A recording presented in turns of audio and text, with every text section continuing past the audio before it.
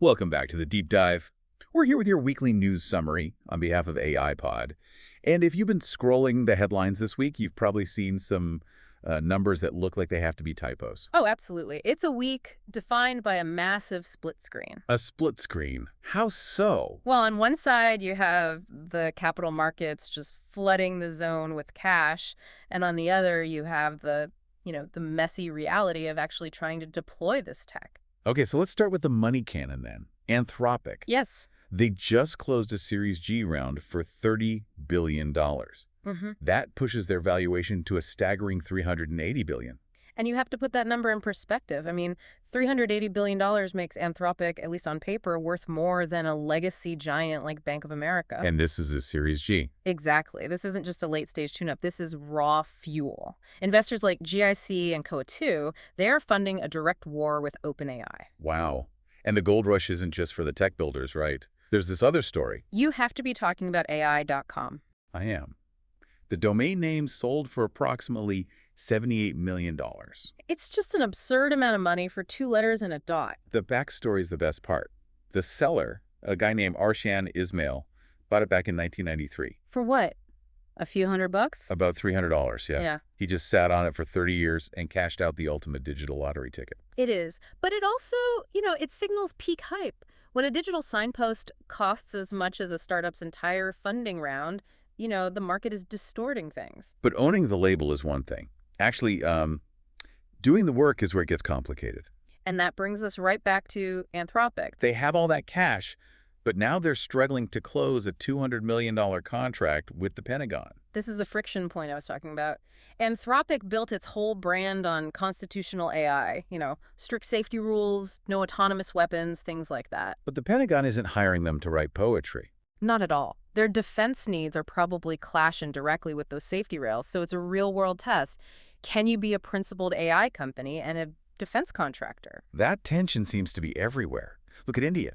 The government just approved a $1.1 billion fund for deep tech. They're trying to hit the gas. They are, but they're hitting the gas because the old engine is starting to stall. What do you mean? While the government invests, there are these reports of a potential bloodbath in the traditional Indian IT sector. Some analysts are talking about a $4 trillion loss in value. Wait, $4 trillion? That sounds apocalyptic. It's the cost of what they're calling AI phobia. If these massive IT firms don't pivot from just, billing for hours to delivering outcomes with AI, their market could just evaporate. Speaking of pivots, Airbnb is already proving it can be done. Right. They announced that a third of their customer support in the US and Canada is now fully AI. And the key phrase there is zero human intervention. The tool isn't just helping a human.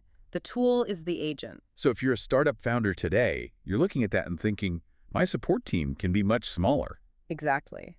Microsoft VP Amanda Silver said AI is changing startup math just like the cloud did. First, it was cheaper servers. Now, it's cheaper people, so to speak. Leaner teams can do more. And then you have companies like Glean trying to own that entire workflow layer. Right, becoming the AI operating system for a company's internal data. It's even getting down to the skill level. TCS just hosted a hackathon for 10,000 students. And they weren't engineers. No, they were non-engineering students. Arts, commerce, law majors, all building things with voice-first tools. And that's the democratization we've been hearing about. If you can speak, you can start to build. The technical co-founder might become less critical than the creative co-founder. It's such a wild dynamic. It is. You have Anthropic raising billions to build the core brain, and then everyone else using that brain to do way more with way less. That's the summary right there.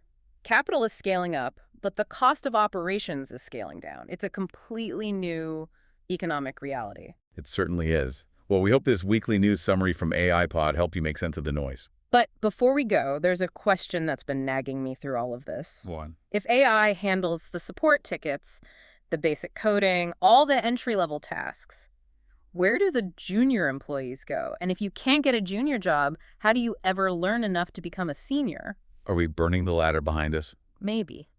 That is a heavy thought to leave you all with. Thanks for listening to The Deep Dive.